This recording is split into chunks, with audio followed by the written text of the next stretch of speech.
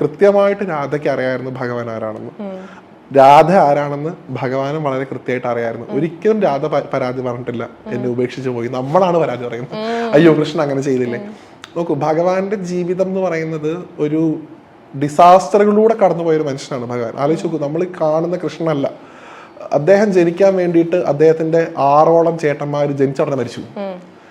ജനിക്കുന്നത് കാരാഗൃഹത്തിലാണ്, വളരുന്നത് എവിടെയാണ്? ഈ പറയുന്ന മധുരയുടെ രാജകുമാരിയായിട്ടുള്ള ദേവകിയുടെ കുട്ടിയാണ് ഈ പശുക്കളുടെയും തൊഴുത്തിന്റെ ഇടയിലെ ഈ അക്ഷരാഭ്യാസം ഇല്ലാത്ത ഗോപസ്ത്രീകളുടെ ഇടയിൽ കടന്ന് വളരുന്നത്. വിദ്യാഭ്യാസം എന്ന് പറഞ്ഞ സാധനം കിട്ടിയിട്ടില്ല. കംസനെ വധിച്ചതിന് ശേഷമാണ് ഭഗവാൻ പഠിക്കാനായിട്ട് പുറപ്പെടുന്നത്. പിന്നീട് അങ്ങോട്ട് ഇഷ്ടപ്പെട്ട ആൾക്കാരെ ഉപേക്ഷിക്കേണ്ടി വരുന്നു, അച്ഛനെ അമ്മയെ ഉപേക്ഷിക്കേണ്ടി വരുന്നു. ഇത്രയും കാലം നേരത്തെ പറഞ്ഞ പോലെ യശോദയുടെ കൂടെ നടന്ന കൃഷ്ണനാണ് പിന്നീട് യശോദയെ തന്നെ ഉപേക്ഷിച്ച് പോകുന്നു മധുരയ്ക്ക്.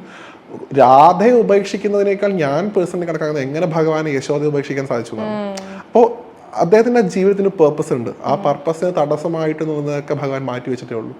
അതിലേക്ക് ഈവൻ അക്രൂരർ വന്ന് ഭഗവാനെ മധുരയ്ക്ക് ധനുർയാഗം കാണിക്കാൻ വേണ്ടി കൊണ്ടുപോകുന്ന സമയത്ത് നടന്നു നീങ്ങുന്ന കൃഷ്ണൻ ആ രഥത്തിൽ കയറി ഒരു നോട്ടം പോലും ഗോപികമാരെ രാധയെ നോക്കിയിട്ടില്ല എന്നാണ്. രാധ ഭാഗവതത്തിലില്ല, പിന്നീട് വന്നതാണ്. ഗർഗഭാഗവത്തിലാണ് നമുക്ക് രാധാറാണിയെ കാണാൻ സാധിക്കുക. ഈ ഭഗവാൻ വണ്ടിയിൽ കയറി ഇവരെ നോക്കുന്ന പോലുമില്ല. പക്ഷെ അത് ആചാര്യന്മാര് പറയാറുണ്ട്, നോക്കിയിരുന്നെങ്കിൽ അവിടെ മരിച്ചു വീണേന്.